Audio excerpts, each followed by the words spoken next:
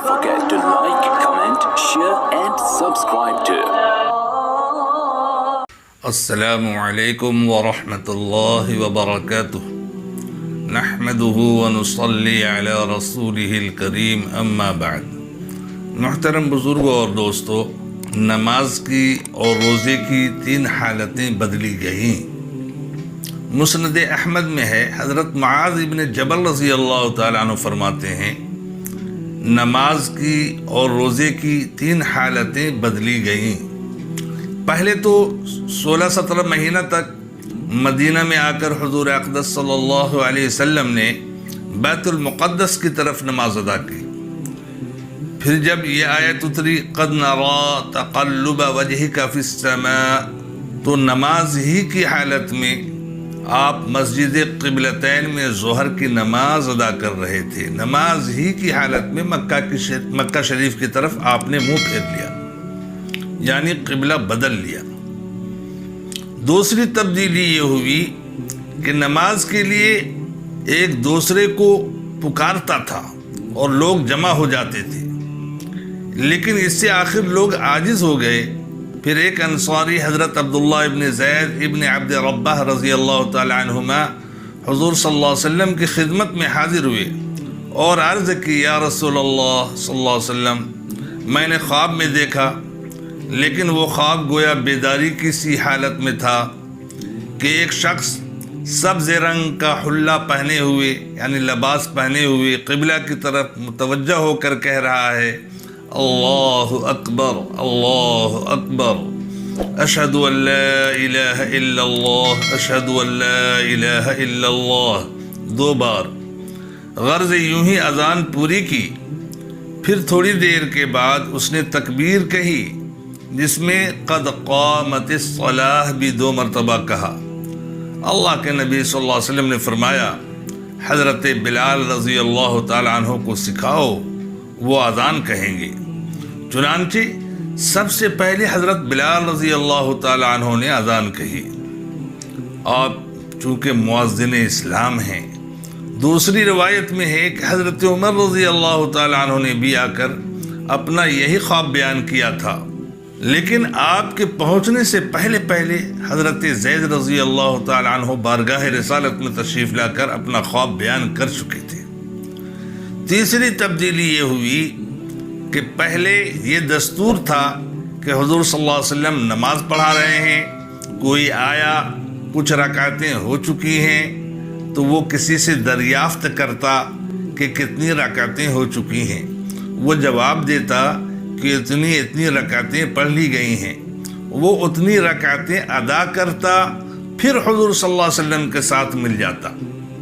حضرت معاذ رضی اللہ تعالیٰ عنہ ایک مرتبہ آئے اور کہنے لگے، میں تو حضور صلی اللہ علیہ وسلم کو جس حال میں پاؤں گا، یعنی نماز کی جس حالت میں پاؤں گا اسی حالت میں مل جاؤں گا، اور جو نماز چھوٹ گئی ہے اسے حضور صلی اللہ علیہ وسلم کے سلام پھیرنے کے بعد ادا کر لوں گا۔ چنانچہ انہوں نے یہی کیا، اور حضرت صلی اللہ علیہ وسلم کے سلام پھیرنے کے بعد اپنی گئی ہوئی رکعتیں ادا کرنے کے لیے کھڑے ہو گئے۔ حضرت صلی اللہ علیہ وسلم نے انہیں دیکھ کر فرمایا، حضرت معاذ رضی اللہ تعالیٰ عنہ نے تمہارے لیے یہ اچھا طریقہ نکالا ہے، تم بھی اب یوں ہی کیا کرو۔ اس طرح آپ صلی اللہ علیہ وسلم کی ایما سے یہ شریعت بن گئی، چونکہ آپ صاحب شریعت ہیں، لہذا یہ شریعت بن گئی۔ یہ 3 تبدیلیاں تو نماز کی ہوئی۔ روزوں کی تبدیلیاں سنیے۔ اول، جب نبی کریم صلی اللہ علیہ وسلم مدینہ میں تشریف لائے تو ہر مہینہ میں 3 روزے رکھا کرتے تھے، 13، 14، 15، جس کو ایام 20 کہتے ہیں، اور عاشورہ کا روزہ رکھا کرتے تھے۔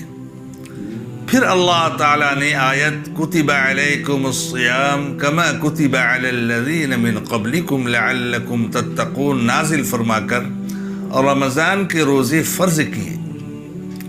دوسری تبدیلی یہ ہوئی کہ ابتداءً یہ حکم تھا کہ جو چاہے روزہ رکھے، جو چاہے روزہ نہ رکھے اور فدیہ دے دے، الذین یطیقونہ فدیۃ طعام مسکین، فدیہ دے دے۔